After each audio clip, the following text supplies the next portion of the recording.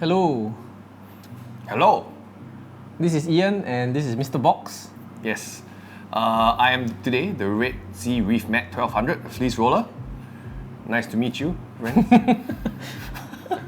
Okay, jokes aside, Ian is behind the box. This is his new Christmas present. So let's see what this big box is all about. So, my new tank is coming in towards the end of the week.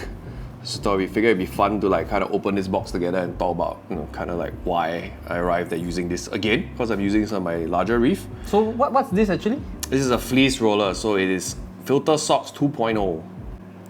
So yeah, let's unbox it and yeah, let's see what goes on behind this. Do the honors. You know, the first one I actually didn't get to open my own box. Yeah, you know when you buy things usually from the shop, yeah, and you get someone to install it, it just comes and then it's just installed in. So I actually get to fix it up. So the last time I wasn't well acquainted with the product, I just know I wanted it. And after that I was like, oh, wait, the guy installing it also it was new to him. So it's like we got to figure out a lot of stuff along the way.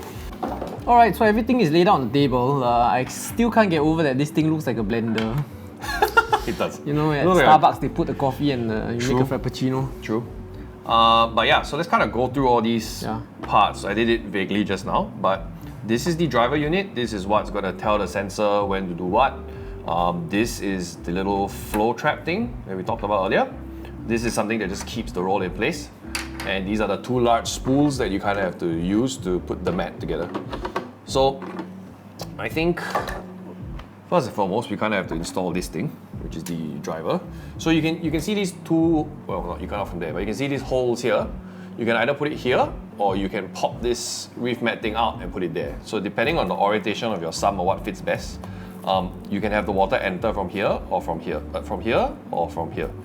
And you can. So how about this part? Which way should this face? Oh, this. I guess you have to open it so it has to have some clearance at the side, right? Clearance. Yeah, so it depends on your sump. Okay. So let's say if there's more space here, you can open it out here or forward. So it's really depending on your sump kind of orientation. So wherever there's space, you just rotate so it. I don't know what the tank is gonna, how the sump is. I've seen it, but for sake of the video, let's install this real quick just to show how it's done in case you need some help back home. I know I did. I wish there was a video like that. So we put it in here. You see the driver fits nicely here. You see? There you go. So I'm gonna clip this up top. Someday I will. Okay, so it's just the gears that turn the bigger gears. Correcto. So the gears turn the bigger gears and then the mat rolls. Where's the mat? Where's the mat? Where's the mat here? Don't help me open this. Okay. Oh, I'll do that. This is the sensor. This sensor goes into here.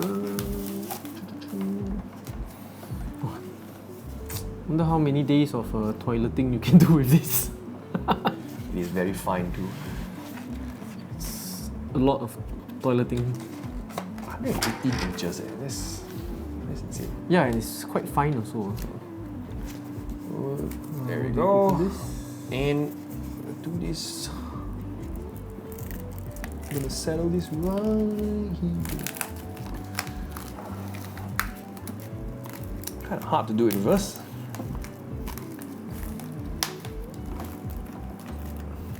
So you've connected the sensor. So what does the sensor do at that position? So the water will fill up. Correct. Then it turns off the sensor or something? So the water will fill up and the optical sensor will sense that the water level is here and it will tell it to move so that the water, because the impacted fleece will then be rolled up and new fleece will come down, which allows water to go back through. And then the water level will rapidly go back down. So the fleece is behind this? Yes, or so the fleece is inside this machine. So we'll put that in. Okay, we'll see. This goes on there, but I don't want to force it in the moment because I have to disassemble all of that later. Okay. So what we do first is this thing kind of breaks apart in a couple of pieces. There's one piece like this. And be careful because this piece just kind of drops out. And you can actually do it to the other side, but you don't really need to. So it's the same on both sides? Yeah. Okay. So you just plug that in, put it back on, put it back like this. Tighten it, make sure it is not too tight, but tight enough. And then put it in here, the front part. So there's a little resting chamber there, and generally you want to pull this through, so it's out. Whoa, okay, okay. So then we pull it through this way, and we have to thread it through this thing. So there's the perennial argument whether the toilet paper should be going in or going out. There is a right answer in this case. So we will. Could you hold the thing for me? Okay, the box. The box, okay, the box. Fall. Okay, so we have to. Sorry, guys, I'm not going to get very good footage of this, but we clamp that in, and we set it down. You can kind of pull through whatever you need. Once it gets down there, you begin to tighten it. You got to lock the thing down, right? Yes, once I can get this right. There we go. And tighten it, tighten it, tighten it. And then there you go, it's tight. Okay. Then this thingy goes here. When you clip it down, you hear a very satisfying snap. Hopefully not too loud, which you probably messed it up, because I know I have. And then, now it's time for this one. So this one is a bit more interesting. There's a little cap here. You can unscrew this cap and it comes off. So this catches these two things together. And you can kind of just tuck this right off. Boop. So you can do the same here, but there's no point. So what I do is I now thread this here. So this part, this little crocodile mouth thing, you want to put that through. What mouth thing? Oh, okay. There's nothing inside that sharp, or it doesn't grab on. No. So you gotta put it through. Okay. Oh, then it clamps onto it, is it? Yeah. So now, but at this point, I would put back this thing. You forgot the clip. Yeah. Then we lock it in place. There we go. Okay, it's locked. Make sure it's tight. And now you can hold this a bit tight. Oh, you can't see, huh? Hold this a bit tighter while you roll it. And then once you're done, there are some grooves here. You can set this in, and then lock it. So you need to know the direction where it turns, right? Correct. So it depends on which orientation you're going for, the left or right chamber. It will change where you do it. So this is how I usually do it on my system currently. And then you put this down, and it should be done.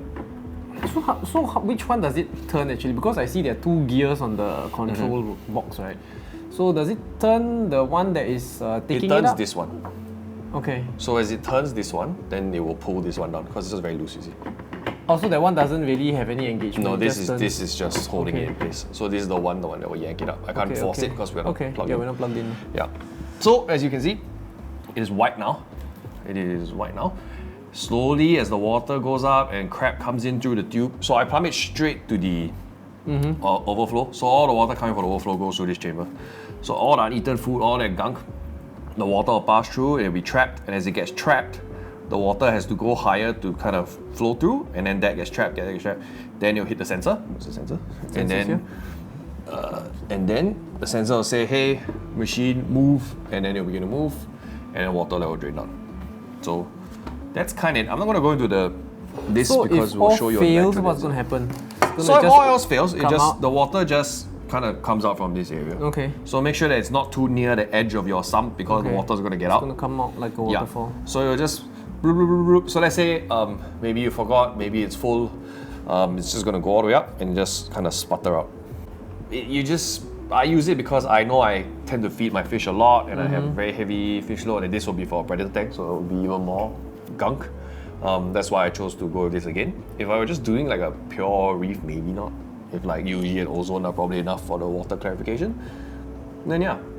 Okay, so I mean, is it a hard plumb thing that you plumb it in, yes, or it's it is. So this, removable? I guess you could remove it, but in general, it's probably going to be a lot of sealant tape. So you need your installer to so they will hook this up from the overflow and whatever pipes they have. And this part I could probably remove by myself. The fittings and stuff like there that. are a lot of fittings that Red Sea has provided to do that with. But yeah, we're going to look at the legs, I guess. I don't use the legs in my own my unit. A, because I lost them. B, because I don't really see the need to at the moment. Okay. Yeah. So you have 4 legs here. I'm going to show you one. And then you can just put it in at the bottom. So is there a level of water that you want to maintain or something like that? I mean, how deep in the sump should this be?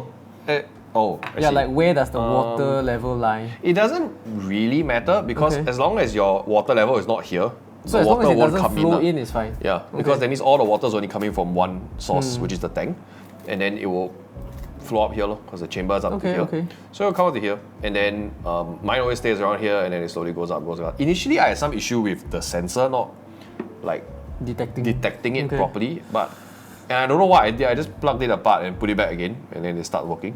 So this is it's like some conductivity sensor. Yeah. It's not a float switch, so I think sometimes you got to clean it, maybe. Yeah, so the guy was telling me, oh, maybe because it's wet. I was like, how can it not be wet? I mean, it's supposed to conduct when it's wet, then it's on. Yeah, so apparently it's like a 2-level sensor thing. So it says, okay, it's getting wet, then it's like, okay, it's overdone, and then they'll bring it down. Okay. So the science behind it is not insane. It's pretty straightforward, actually. And it's just in this casing that looks, I guess it can look a bit intimidating, but it is, once installed, it is very easy to use. And on top of that, you have the app. I have the app, the Red Sea Reefmat app. I use it for my dosing pump and the Reefmat. It tells you, you can set, remind me in 5 days it's going to run out. So it tracks your daily usage. So does it know how much is left in the row? Yeah.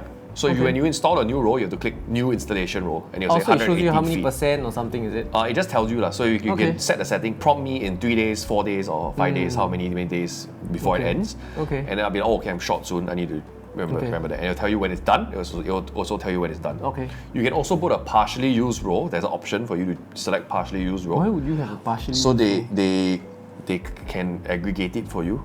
I'm not sure because it's not like you can type in how many feet are left. Okay. So I've never used that option. I don't know why you would have a partially used roll. I don't know, maybe you're moving the tank or Yeah, I don't maybe. know what the deal is, but there's that. And then it also tracks for you your daily usage. Okay. Like today, 200 inches, 200. So you can see, Is there a graph or something?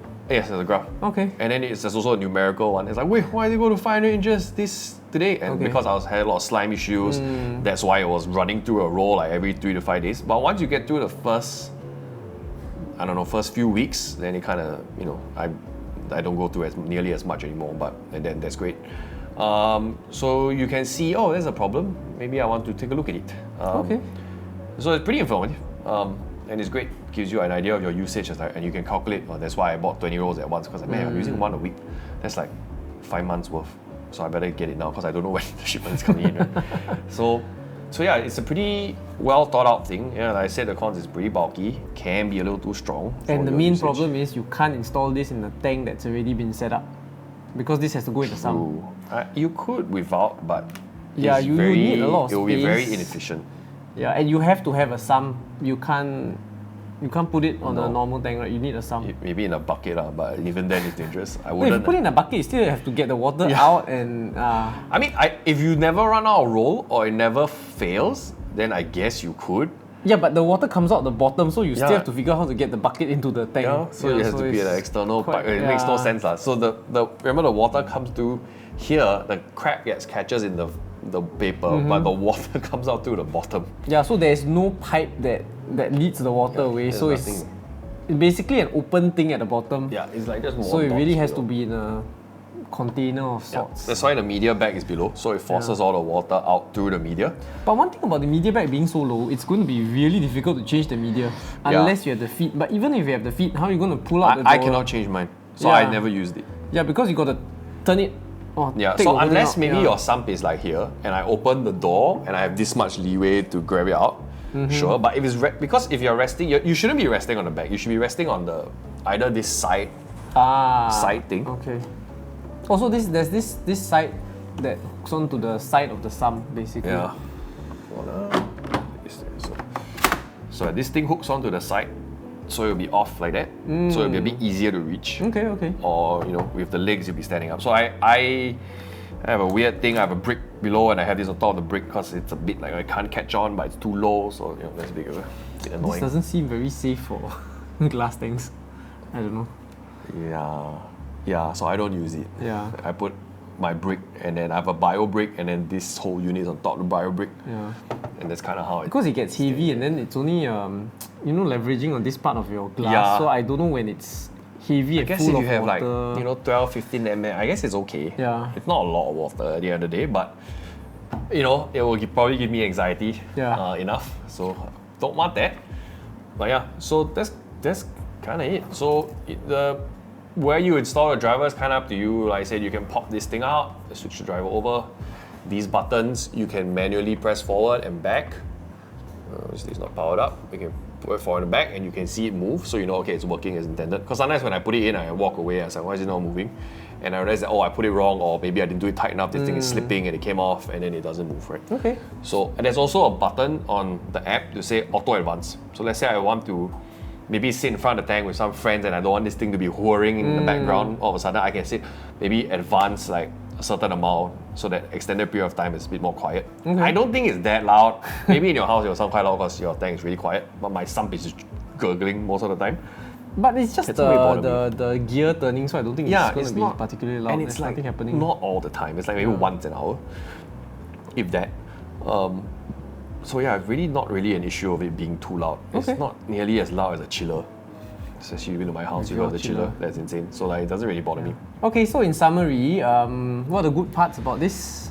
Very good results. It's clear. I mean, Okay. it is not like snake oil, because at the end of the day, when you take this roll out, you can see what is trapped in there. It's like uneaten nori. Basically, fish from poo. white becomes black. It smells so bad, you know it works, right?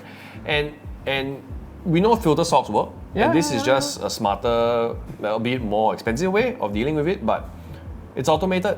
And you clear it out once every 2 weeks, maybe. And if there's anything wrong, your phone alerts you to it. Jammed, out of thing, running out soon. So yeah, it's pretty one of those set and forget kind of things.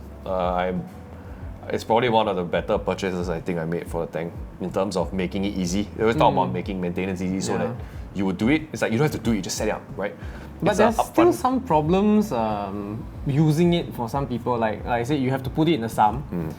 You can't just hang it on the tank. You have to have a sump with a space big enough to fit this thing and elevate the thing off so you can access the bottom. You could, I mean, Redsea advertises it as you could hang it. I would have some trepidation about hanging it on certain glass sumps, especially. You know, so basically the plumbing is not so simple. You may have to do a bit of DIY hacking your system, and I don't know. So it's a matter of where you want to put this in. You just kind of screw this in, and then the pipe goes up to whatever overflow pipe you have. That's all the plumbing you have to do, but if you've never done it before, I can imagine it being a bit anxiety inducing. And also one more thing, they only advertise a 9,000 litre per hour flow rate or something, right? Yes. So if you have a large tank with even higher flow rates, that is like, I don't know, 10,000 plus like mine, I can't pipe everything into this. I think the thing will it'll probably be too overflow, fast. So you probably need like a valve to so you might need to buy down. 2 or 3 and you split it out. So I've seen tanks with 2 and I'm like, what the hell, that's kind of insane, but I guess so because if you're because the really outlet, it's quite small. If you've seen the return pipes on this kind of tanks, it's huge lah. So all the water is not going to go in. So it's up to 300 gallons, this thing. So you have the to size it 500 one is a bit accordingly. smaller, it's 130 gallons. So you have to buy a few. So just keep so that it in can mind. be a supplement. For this tank, it'll be supplementary. You can't rely on this. Like my tank, basically the return just relies on this one unit, and my skipper barely does any work. It's mostly this thing putting everything out. But the skipper is there as backup. If this fails, you always go to have backup. So the idea for this is removing the things before they decompose and become dissolved. Pre-filtration, exactly like a skimmer. But I think it acts faster because it just goes whoop. Because the skimmer still has to bubble up and be all wet for a while. So one more thing, how much does this cost? This cost about, I think it was 540 Singapore dollars. Okay. 400 plus US. I'm not quite sure what exactly the conversion is, but I'm not gonna lie, it is a luxury purchase. I'm not gonna say you need this product, but it just gives you more flexibility. I don't have to I have to wash my filter sock today. I'm busy, I didn't wash my socks today. My nutrients got spikes. When you keep really sensitive things, you probably don't want that to happen. But for, I don't know, $500, maybe you would be better off changing filter socks. If you want to save money, I mean, it does the same thing, it's just convenience. I think a lot of gadgets, at least in this hobby, is how much time do you want to spend versus how much money. Yeah. So if you value your time more, then you can spend more money. If you value your money more, you can spend more time clearing out the stocks. Nothing is wrong. I mean, it's for me, it's just an extra redundancy in case. I mean, I look at my tanks every day, so if there's something wrong, I'll go and deal with it. But that's now, when I'm quite like, getting into everything. But as time goes on, maybe you have more things to do in life, you change job, you're from home, or you go holiday, then you're like, okay, you know what, damn it. I guess this is good if you go for a long holiday, and you don't consume so much of the roll, so maybe the roll can last you for a few weeks. Yeah, then you don't have to worry about it. Yeah, that's definitely. Because when I go for holiday, I actually remove part of the filter so it doesn't filter 100%, or else it will choke and cause issues. Overflow and Yeah. So it's what works for you. I find that, okay, first of all, I thought it was pretty awesome gadget. That's why I wanted to mess around with it. And it really worked. At first I was quite annoyed by the sensor thing, I don't know why it wasn't working, but then it worked fine. And then for this new tank, I was like, you know what, if it's going to be heavy predator, heavy feeding, we're going to need a mat. So we're going to put this in a few days time, then let's see how it goes. Yeah, the pros are going to install this properly, and then we will show you how it runs in the system. I'm not going to turn it on because the water will be new. I'm not going to. I mean, if you turn it on, it's not going to move because there's nothing to filter out. Well, if I put in the rocks and stuff, I mean, it's good to turn it on. You can filter out the sand and the sediment and stuff. But the first few days of cycling, I probably wouldn't turn it on because there's going to be a lot of random dust particles and stuff. But yeah, this is a workhorse. I think we made one of our other videos showing you it actually in my tank. Yeah, so catch the next video where we'll show this installed in his new tank and see him. He's pretty cool, man. I think the new tank is going to be pretty cool. I'm not going to spoil anything, but yeah. And it'll be exciting. Okay, so that's all for today. Bye-bye. Bye-bye. This is Mr. Box. Bye-bye.